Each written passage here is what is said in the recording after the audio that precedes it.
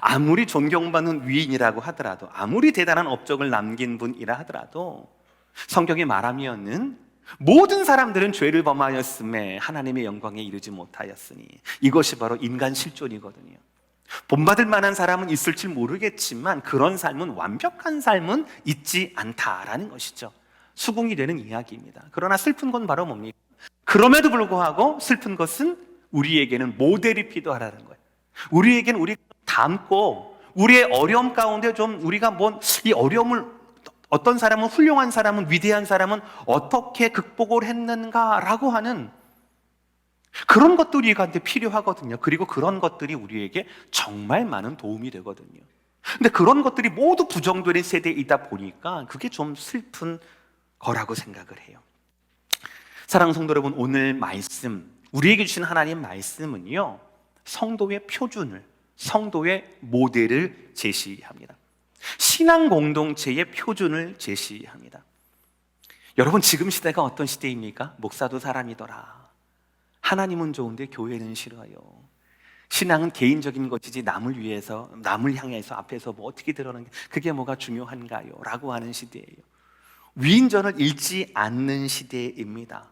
누구처럼 살기보다, 누구를 닮기보다 나답게 사는 것이 그게 진짜 인생이지라고 말하는 것이 지금 시대의 상식이에요. 모델을 싫어합니다. 표준을 거부합니다. 그러나 하나님 말씀은 그렇게 말씀하고 있지 않습니다. 우리에게 표준을 말씀하세요. 모델을 말씀하십니다.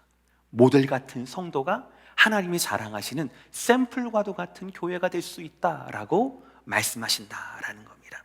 첫 번째 말씀이에요. 다 함께 따라합시다. 시작. 청지기 같은 태도의 모델이 됩시다라는 거예요. 1, 2절 말씀 제가 했습니다.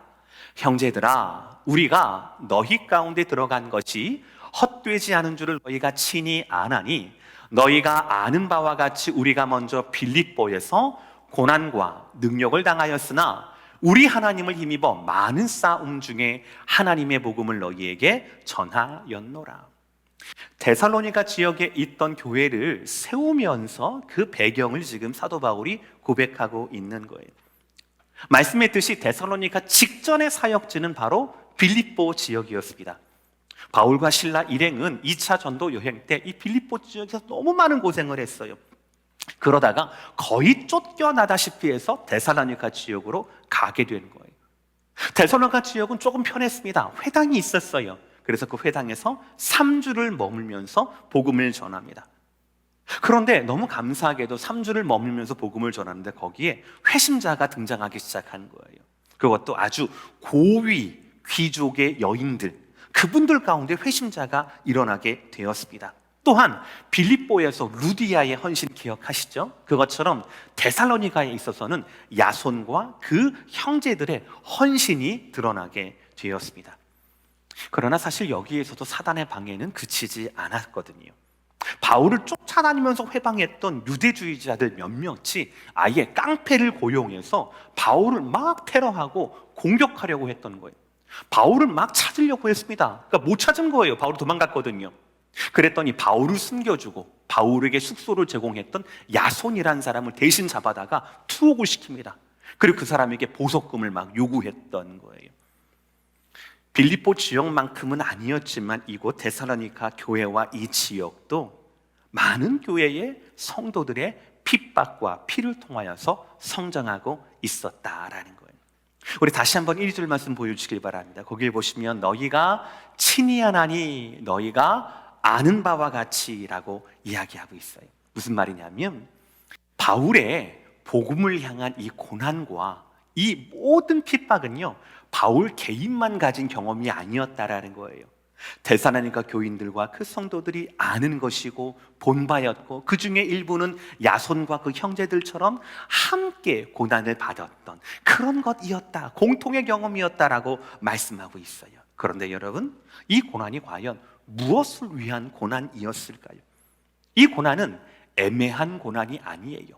무고한 싸움이 아니었습니다. 4절 말씀인데 다 함께 읽겠습니다. 4절 시작. 오직 하나님께 옳게 여기심을 입어 복음을 위탁받았으니 우리가 이와 같이 말함은 사람을 기쁘게 하며 우리 마음을 감찰하시는 하나님을 기쁘시게 하려 함이라.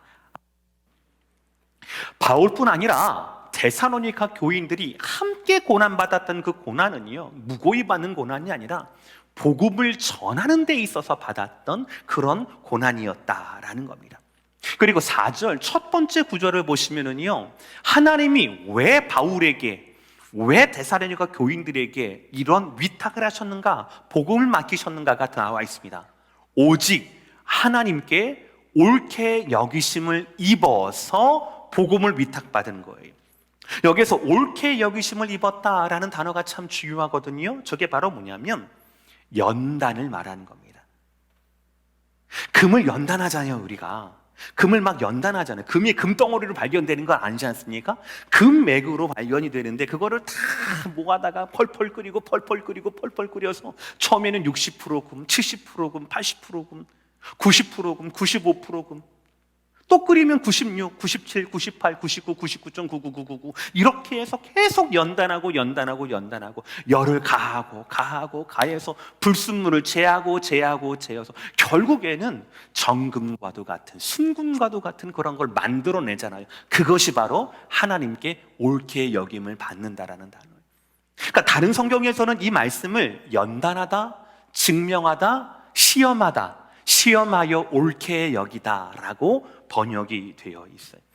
그러니까 여러분들, 사도 바울과 그 일행들이 하나님께서 복음 전파하는 것을, 그 사명을 그들에게 맡긴 것, 그것을 위탁하신 것은 바로 뭐였느냐? 사도 바울의 능력뿐만 아니라 사도 바울의 삶이 그렇게 하나님 앞에 모든 시험 가운데도 복음만 전하는 그의 삶 때문에 하나님은 사도 바울에게 하나님의 복음을 위탁하셨다라는 말씀이 되는 거예요. 사랑하는 성도 여러분, 여기에 저와 여러분의 첫 번째 모델이 있습니다. 저와 여러분이 첫 번째 구해야 할 모델은 바로 뭐냐면 복음을 위탁받은 청지기 같은 태도라는 것이죠. 이것이 가장 첫 번째이고 중요합니다.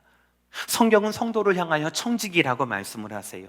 청지기는 뭡니까? 집안에서 주인의 재산을 관리하는 사람이에요. 분명하게 하세요. 소유는 자기 것 아니에요. 그러나 사역은 자기 거예요. 소유는 주인의 것이에요. 그러나 주인의 일을 대신하는 사람이 바로 청지기이거든요. 복음에 대한 청지기, 이것은 바로 사도 바울뿐만 아니라 복음을 받았던 모든 사람들에게 해당이 되고 모든 사람에게 위탁하셨던 하나님의 위탁이었다라는 거예요. 여러분 생각해 보세요. 바울의 복음 전파가 바울의 선포로만 이루어졌습니까? 결코 그렇지 않습니다. 빌립보에서는 루디아라고 하는 분이, 이 데살로니가에서는 야손과 그 형제들이 바울의 복음 가운데 반응했어요.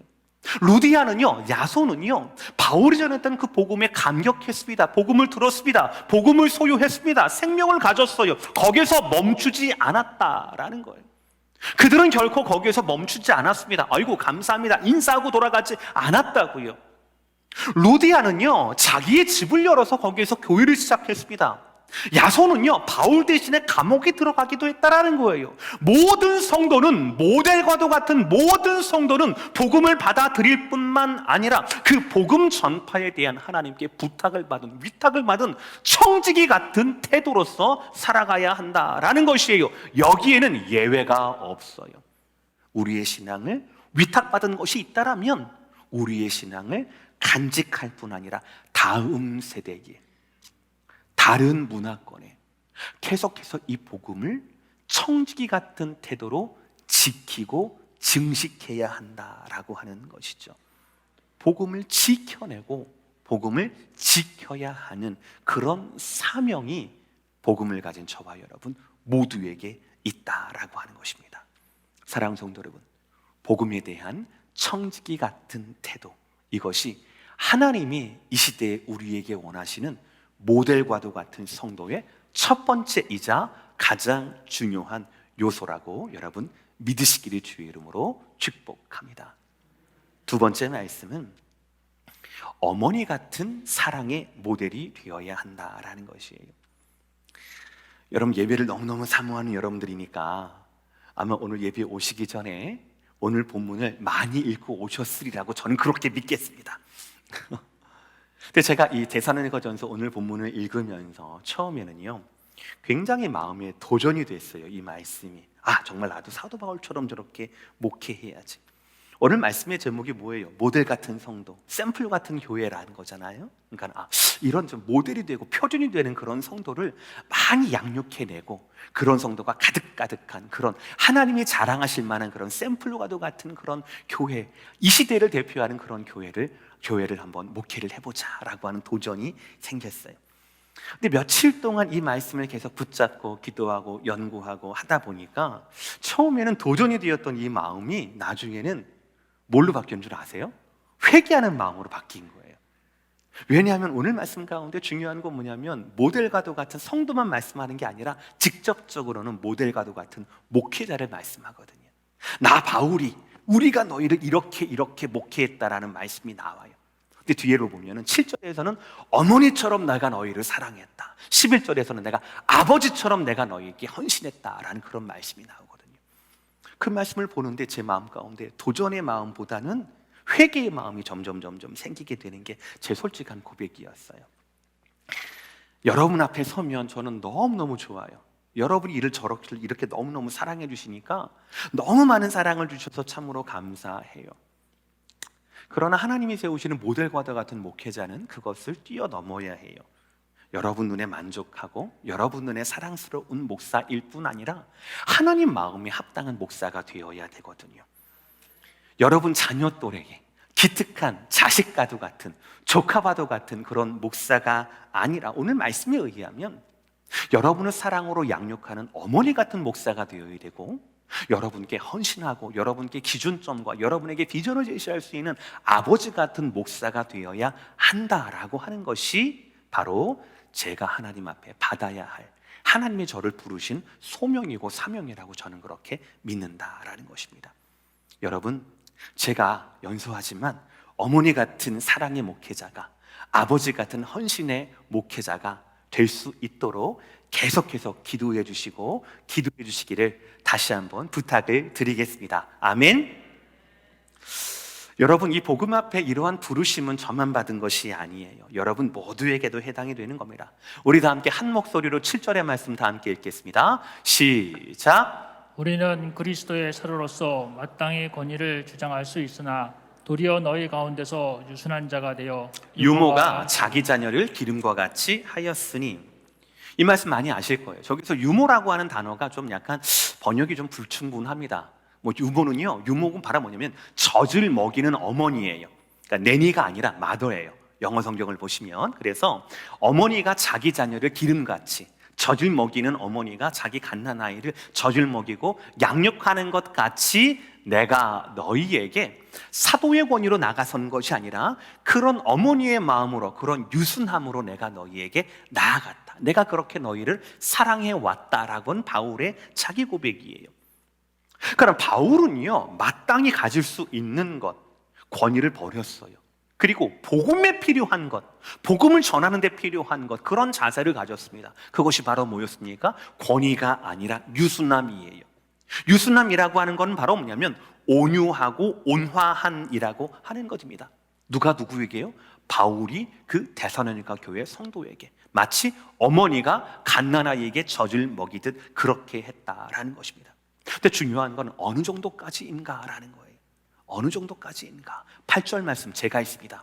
우리가 이같이 너희를 사모하여 하나님의 복음뿐 아니라 우리의 목숨까지도 너희에게 주기를 기뻐함은 너희가 우리의 사랑하는 자 됨이라. 아멘. 제가 여기에서 회개했잖아요. 제가 여러분을 말씀으로 섬기는 건 너무 기뻐하거든요. 그런데 목숨을 주는 그런 어머니의 사랑 있잖아요. 거기에 제가 회개하게 되었어요. 세상의 모든 어머니는요, 생명이 자기 속에 잉태되는 그 순간부터 그 생명, 콩알만한 그 생명을 위하여 자기 생명을 돌보지 않는 것이 어머니의 본능 아니겠습니까? 사도 바울 지금 그것을 말하고 있는 거예요. 내가 너희를 사랑으로 섬기고 있다. 어느 정도까지? 내 생명을 너에게 주는 것이 아깝지도 않고 오히려 기뻐할 정도로 내가 복음을 사랑할 뿐 아니라 내가 너희의 영혼을 사랑한다. 복음에 내 목숨을 맬 뿐 아니라 내가 너희 영혼을 위해서도 내가 내 목숨을 바쳐 사랑하고 있다라고 말하고 있어요. 어머니의 사랑은 유순함, 부드러움만 말하지 않습니다. 어머니의 사랑은 강해요. 왜 강합니까? 목숨을 걸었기 때문에 그렇거든요. 자녀 앞에 목숨을 아끼지 않은 것이 자녀를 향한 어머니의 사랑이라는 겁니다. 목회자가 성도에 대해서도 아니요, 여러분들, 성도가 다른 성도에 대해서도 마찬가지입니다. 하나님을 사랑한다라면, 복음을 사랑한다라면 성도가 성도에 대해서도 사랑해야 합니다. 누구의 사랑으로? 어머니의 사랑으로. 목숨을 아끼지 않는 그 사랑으로, 주님의 사랑으로 우리는 서로가 서로를 사랑하고 섬겨야 한다라는 것이죠. 그뿐이 아니에요. 어머니의 사랑은요, 그 사람만 사랑하는 게 아니라 어머니의 사랑이 있는 곳마다, 어머니의 존재가 있는 곳마다 평화가 있습니다. 어머니 같은 사랑으로 교회를 대하시기를, 어머니 같은 사랑으로 성도를 대하시기를 주의 이름으로 축복합니다. 여러분이 계시는 가정뿐 아니라 여러분이 계신 교구가, 그리고 우리의 교회가 여러분의 생명을 맞바꿀 정도로 영혼을 사랑하고 진리를 사랑하는 여러분의 사랑을 통하여서, 그리고 또 평화를 바라는 어머니 같은 온화함과 사랑을 통하여서 더 좋은 공동체, 사랑이 넘치는 공동체가 되기를 주의 이름으로 축복합니다. 오늘 말씀 세 번째, 마지막이에요. 어머니니까 이젠 아버지 차례가 되는 거죠. 다 함께 따라 합시다. 시작. 아버지 같은 헌신의 모델이 됩시다. 아멘. 지금까지 계속해서 사도 바울은 그가 데살로니가 교인들에 대해서 어떻게 사역했다라는 것을 증거하고 있어요. 근데 이것은 사도 바울의 일반적인 고백이나 주장이 아닙니다. 먼저는 하나님 앞에서의 증인이고, 무엇보다도 데살로니가 교인들이 모두가 인정하는 바예요. 보시면은요, 오늘 말씀에는요, 사도 바울의 너희도 친히 알거니와 너희가 증인이요 하나님도 그러하시다, 너희가 아는 바와 같이 라고 얘기하면서 1절, 2절, 5절, 10절, 11절을 보면은요, 사도 바울의 일방적인 주장이 아니라 너희가 아는 바와 같이 하나님도 다 아신다 라고 말씀하고 있어요. 저는 이 말씀이 얼마나 짜릿짜릿했는지 몰라요. 이런 교회가 정말 샘플과도 같은 그런 교회구나. 목회자와 교인들이 이신전심이에요. 제가 뭐라고 얘기하면 여러분들이 딱 알아차리는 거예요. 짜장 짬뽕 시작, 짬뽕 이렇게 딱 말을 하는 겁니다. 물냉 비냉 시작, 물냉 이렇게 말을 하는 겁니다. 제 마음이 여러분을 향하여서, 쟤를 향하여서가 아니라 복음을 향한 저의 마음이 복음을 향한 여러분과 더불어서 하나 공명이 되는 거예요. 하나가 되는 겁니다. 여러분이 아시는 바와 같이 여러분처럼 하나님도 증거하십니다 라고 말할 수 있는 것, 투명한 목회와 투명한 교회가 되는 것, 이것이 바로 모델과도 같은 목회자, 모델과도 같은 성도가 모이는 샘플과도 같은 교회라고 하는 것이지요. 여러분, 거기에 11절을 다시 보시길 바랍니다. 다 함께 읽겠습니다. 시작. 너희도 아는 바와 같이 우리가 너희 각 사람에게 아버지가 자기 자녀에게 하듯 권면하고 위로하고 경계하노니. 아까 7절에서는 젖을 먹이는 어머니처럼 내가 너희를 사랑으로 대했다라고 말씀했어요. 그리고 11절에서는 이제 내가 아버지처럼 내가 너희에게 헌신을 다한다, 권면과 위로와 경계를 통하여서 내가 너희에게 아비 노릇을 했다라고 말씀하고 있어요. 여기서 권면과 위로는 좀 비슷한 의미예요. 권면의 어근은 보혜사 성령이라고 말하는 파라클레이토스예요. 그리고 위로라고 하는 것은 지친 사람들, 낙심한 사람들, 연약한 사람들을 이렇게 위로해 주는 거예요. 그러니까 사도 바울이 데살로니가 교인들에게 권면과 위로의 그 마음을 했다는 건 바로 뭐냐면 성령의 마음으로, 아버지의 마음으로 권면과 위로를 했다라고 하는 것이에요. 그런데 경계는 조금 다릅니다. 경계는요, 잘못된 길로 빠져 있거나 게으른 자들에게 바른 길을 제시하고 서게 하는 것이에요. 바로 이것이 아버지의 마음이고 아버지의 기능이었습니다. 근데 여러분, 저를 보세요. 이런 가르침을 주고 엇나가는 자녀에게 바른 길을 제시하려면 아버지가 어떻게 해야 되는 겁니까? 가르쳐서만 되는 게 아니에요. 바울은 이렇게 고백하고 있습니다. 고린도전서 4장 15절의 말씀 다 함께 시작. 그리스도 안에서 1만 스승이 있으되 아버지는 많지 아니하니 그리스도 예수 안에서 내가 복음으로써 너희를 낳았음이라. 가르침을 말하는, 정보를 주고 디렉션을 주는 것은 1만 스승이 많다라는 거예요. 그러나 아버지는 하나라는 거예요. 생명을 걸고 그러니까 생명을 걸고 성도를 성도답게, 제자를 제자답게 만들어낼 수 있는 것은 아버지밖에 없다라고 하는 거예요. 그리고 내가 데살로니가 교회의 아버지였고 고린도 교회 성도들의 내가 아버지였다라고 말씀하는 것 아니겠습니까? 스승과 아비의 다른 게 뭡니까? 스승은요, 수업을 통해서 가르쳐요. 그러나 아버지는 삶을 통하여서 가르칩니다. 스승은요, 수업 시간에 가르쳐요. 그러나 아버지는 자기의 삶 전체를 통하여서 보여준다는 말이에요. 그러니까 우리에게 필요한 것은 바로 뭡니까? 바로 삶을 통하여서 아버지의 마음으로 성도들을 이끌어가는 것, 연약한 자들, 낙심한 자들을 이끌어가는 것, 그것이 저와 여러분께 필요하다라고 하는 것입니다. 육신의 아버지들도 그 자녀를 위해 뭐든지 합니다. 아끼는 것이 아무것도 없어요. 아무리 지치고 피너거로 힘들어도 자녀의 웃음 그 하나만 위해서라면 몸이 부서져라 평생 일할 수 있는 것, 그래도 그것이 너무나 즐거운 것이 아버지의 마음이고 아버지의 삶 아닙니까? 모두가 아시듯이 바울은요, 결혼하지 않은 분이에요. 복음을 전하는 것이 그의 일생의 우선순위였기 때문에 결혼을 하지 않았어요.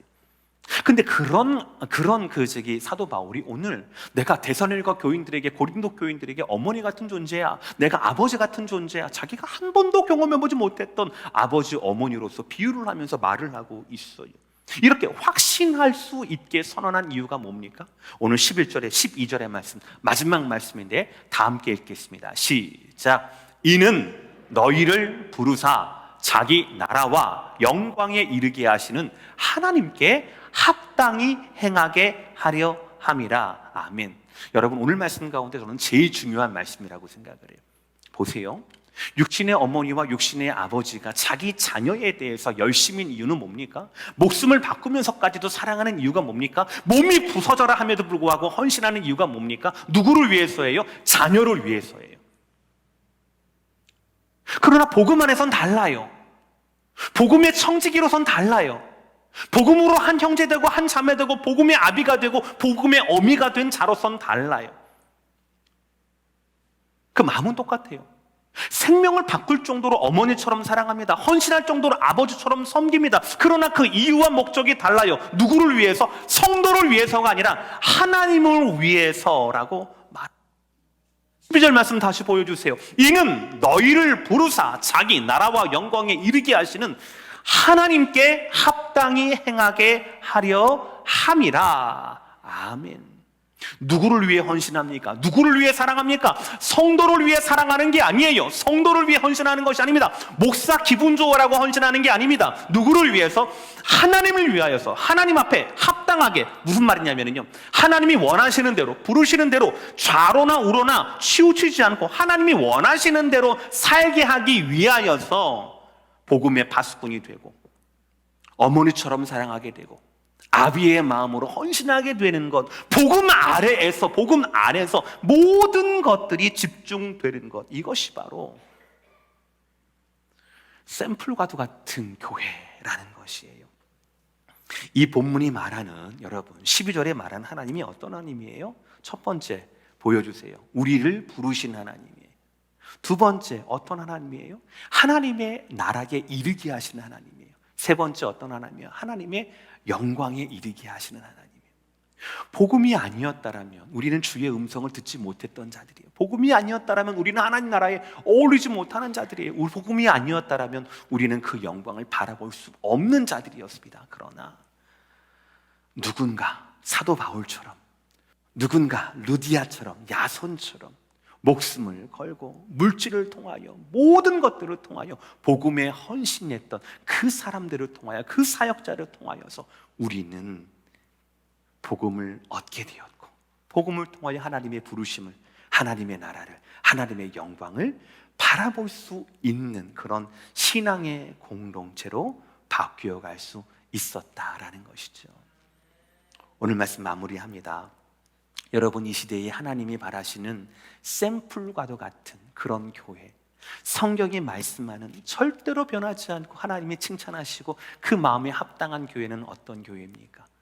저는 많은 장단점이 있을 수 있겠지만, 재림에 대한 어떤 부족한 가르침과 그런 것이 있을 수 있겠지만, 오늘 데살로니가 교회가 그런 교회 중에 하나가 아닐까라고 생각을 해요. 1장 2, 3절을 읽을 건데요, 여러분들 읽을 때마다 너무 은혜가 됩니다. 우리 2, 3절의 말씀 다 함께 시작. 우리가 너희 모두로 말미암아 항상 하나님께 감사하며 기도할 때에 너희를 기억함은 너희의 믿음의 역사와 사랑의 수고와 우리 주 예수 그리스도에 대한 소망의 인내를 우리 하나님 아버지 앞에서 끊임없이 기억함이니. 아멘. 오늘 본문이 말했던 바울의 태도, 복음에 대한 청지기 같은 태도, 성도를 향한 어머니 같은 사랑의 그 마음, 성도를 향한 아버지 같은 그런 헌신, 이 모든 모델다운 모델 같은 성도 그런 목회자 성도가 가득했던 이 샘플과도 같은 교회가 바로 이런 교회예요. 가장 먼저는 목회자의 자랑이 되는 교회였다는 거죠. 그리고 그 안에는 뭐가 풍성했습니까? 믿음과 소망과 사랑이 풍성해요. 믿음의 역사, 그렇죠? 사랑의 수고, 그리고 소망의 인내가 풍성한, 누구 앞에서? 하나님 앞에서 그것이 풍성하고 인정이 되는 그런 교회가 바로 데살로니가 교회였다라는 것입니다. 사랑하는 성도 여러분, 모든 성도는 복음을 맡은 청지기처럼 되어야 합니다. 이 진리는 저와 여러분 모두에게 도전이 되는 진리예요. 그리고 모든 성도는 서로에 대해서 한없는 어머니 같은 사랑으로, 그런 평화의 마음으로 서로를 대해야 되고요, 아버지 같은 헌신의 그리스도인이자 사역자가 되어야 합니다. 두 가지 진리, 복음에 대해서는 분명한 부르심을 깨닫고 그 진리 위에서 건강한 성도와의 인간적인 관계, 인격적인 관계와 겸손한 사랑의 섬김으로 우리의 교회는 샘플과도 같은 그런 교회가 될 수 있다라고 저는 그렇게 믿습니다. 사랑하는 성도 여러분, 팬데믹의 시대 1년 반을 지나면서 어느덧 우리의 신앙이 자기만을 위한 신앙으로 좁아졌어요. 우리의 신앙이 편리함만을 쫓는 그런 신앙의 모습으로, 그것이 일상적이고 상식적이다, 너무나 당연하다라고 여기고 있습니다. 아니에요. 성경이 말씀하고 있는 성도, 성경이 말씀하는 목회자, 성경이 말씀하는 교회, 그것이 진정한 성도이고 목회자이고 교회입니다. 우리는 시대를 쫓을 것이 아니라, 흘러가는 대로 흘러갈 것이 아니라 하나님 말씀 가운데 깊이 있게 더 닻을 내리고, 그리고 어떻게든 이 시대가 어떻게 지나가든 성경이 말씀하는 성도다운 성도, 교회다운 교회, 목사다운 목사가 되어야 할 줄 믿습니다. 여러분, 이런 하나님의 부르심을 들으시기를 바랍니다. 그 부르심에 순종하시기를 바랍니다. 그래서 성경이 말하는 성도의 모델다운 모델이 되시고, 그래서 우리 모두가 하나님께서 자랑하시는 샘플과도 같은 그런 교회를 이루게 되기를 주의 이름으로 축복합니다.